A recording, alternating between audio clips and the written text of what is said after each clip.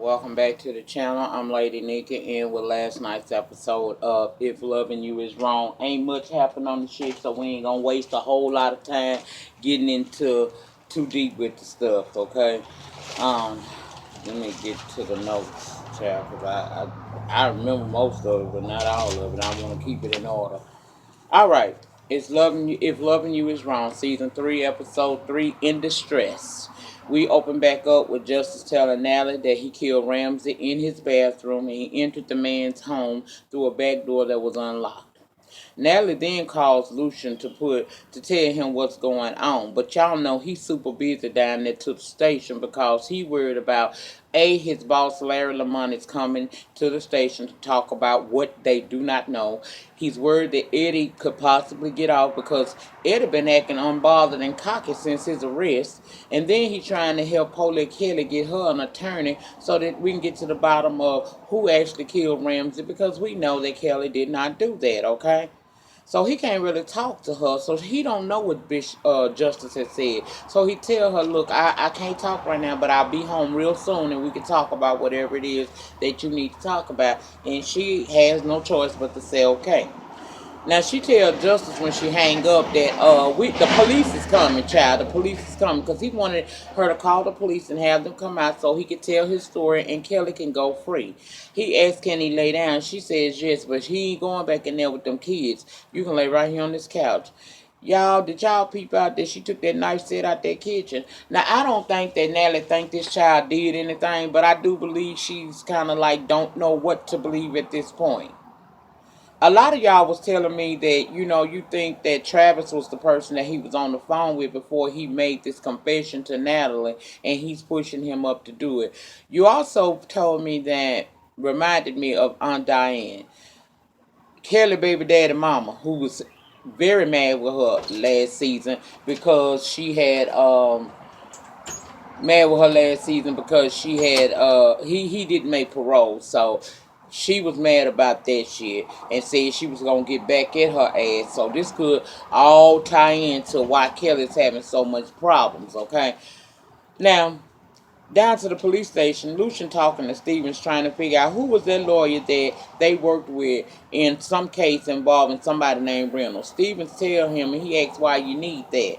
He said, well, dude told him if he ever needed help, call him. So now he's going to call the guy to help Kelly.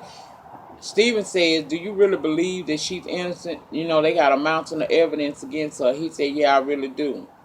I would put my reputation on this because I know her and I don't believe that she did anything foul. Okay? That's what he said. Now, the guy that he ends up calling happens to be the guy that. Leave it alone. Oh, I thought you ain't read the note. I'm sorry. I'm talking to my daughter. But anyway, it ends up being Ian. Ian is the guy that was at the restaurant trying to holler at Marcy that he had met her a couple of hours earlier when Marcy went to try to get his colleague, which happens to be, I guess, a friend of her and Randall's, but also Randall's former roommate in college, to take her case. So that's the guy that Lucian called. And when he called this dude was in the middle of his dinner. Now I don't know if it's a late dinner or early dinner, don't matter. He was at dinner, he was eating.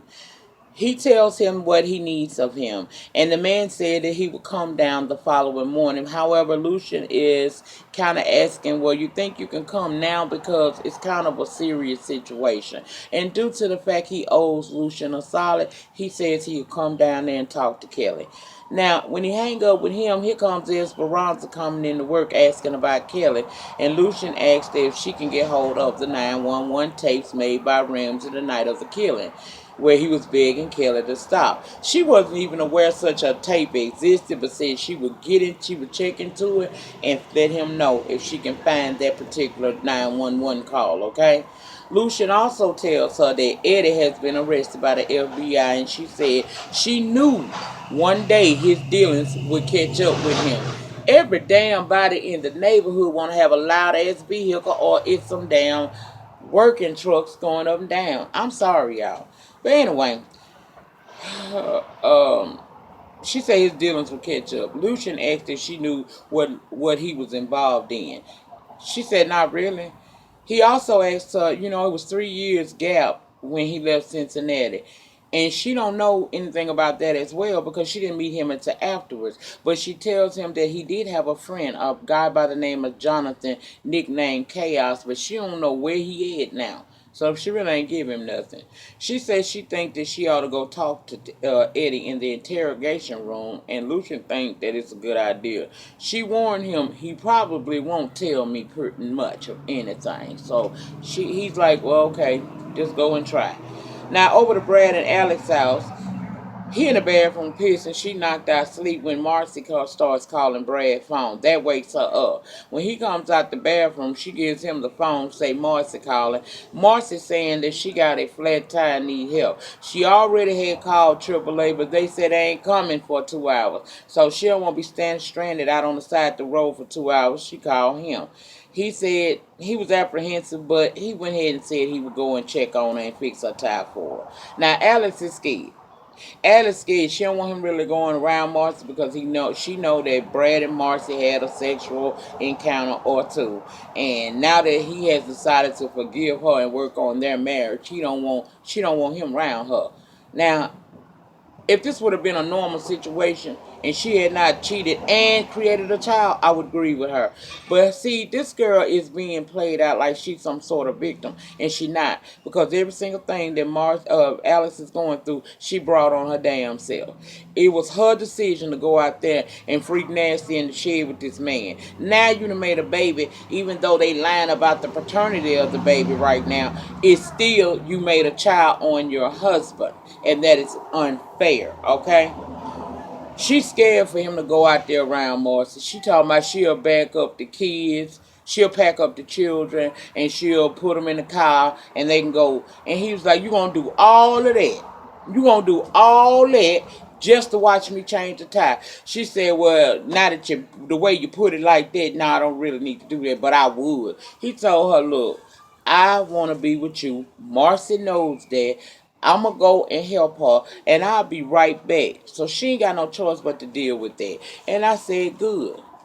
Now he getting ready to go help Marcy, and y'all know Randall stupid ass got that silencer or alarm, that silent alarm on her front door. So as the door open, he wakes up because he's like a vampire. This motherfucker act like he the reverse of the Cullens, dark black, but his ass a Cullen.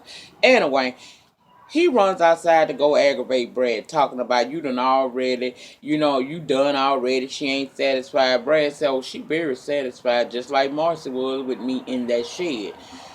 And he let him know, Marcy and I screwed in your bed. Yeah, we did. He sent him the video. I screamed.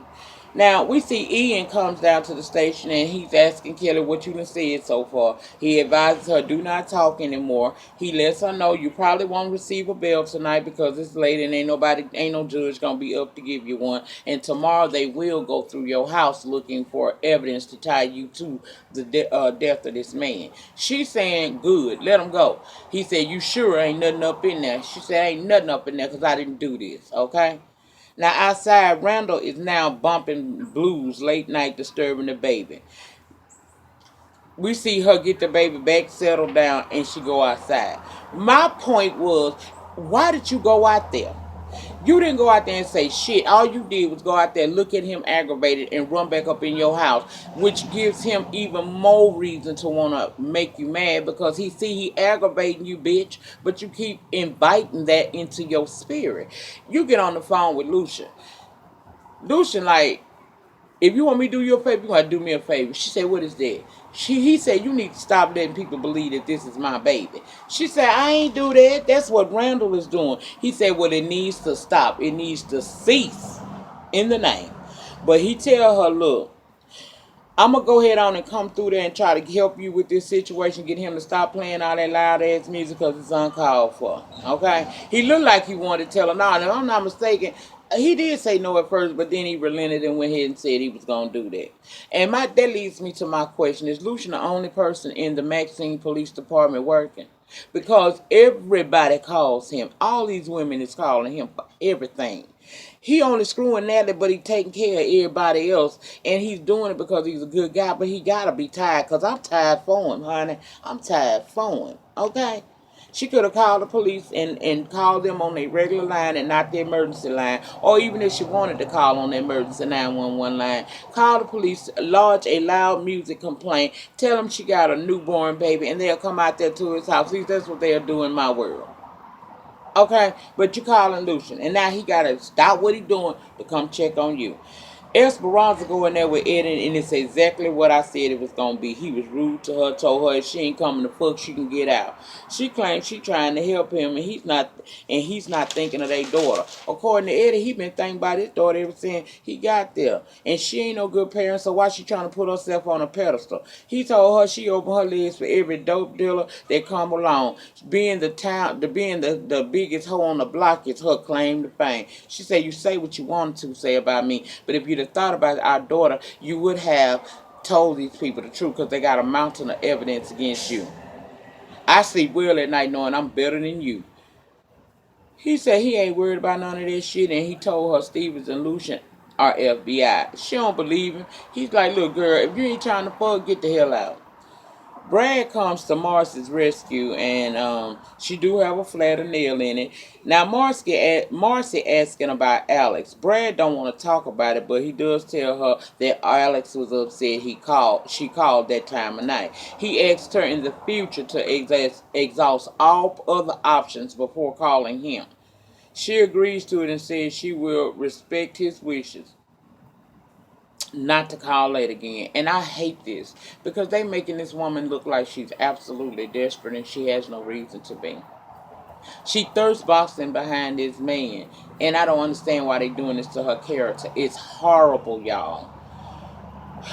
As he fixing the damn tire, she still asking questions, and like has he moved back in? He said pretty much. She said where your belongings are is where your heart is. He said, well, my heart will be back at Alex's house then, and so will my belongings. Basically, he's steady shutting her down. She giving him compliments. It's making him uncomfortable. He just basically want her to stop and cease and desist with the affection because he ain't with that. He want to go back to his wife, and we may not understand it, but that's his right to do so. Lucian comes over to Randall's. He's still bumping that music. He trying to get him to turn it down. He acting like the music so loud he can't hear it. So Lucian cuts it down and tell him, look, stop aggravating this woman before you end up behind bars because disturbing the peace and harassment are reasons that you can end up in jail. He talking about, I guess you here protecting baby mama. He said, that is not my kid. Now all of a sudden in the book of Randall mind, this child looks just like Lucian. Child, he told him, look, they put a noose around your neck and you still ain't learned nothing. He said, no, it made me worse. He told him, you a sociopath. Randall said, I heard that before. And the reason why I do all this is because she sent her parents after me. He said, well, I can understand why. Look at what you doing. All I'm going to tell you, and I'm going to say this one time and one time only, leave this woman alone before I have you locked up. Oh, the big sheriff in town, he taking, what he say is bond. He said, you better know it. He ended up going back in the house. He went over there to Alex's house, and I totally didn't understand why the hell he had to go tell her everything was okay. But he do. And when he get over there, she got a question.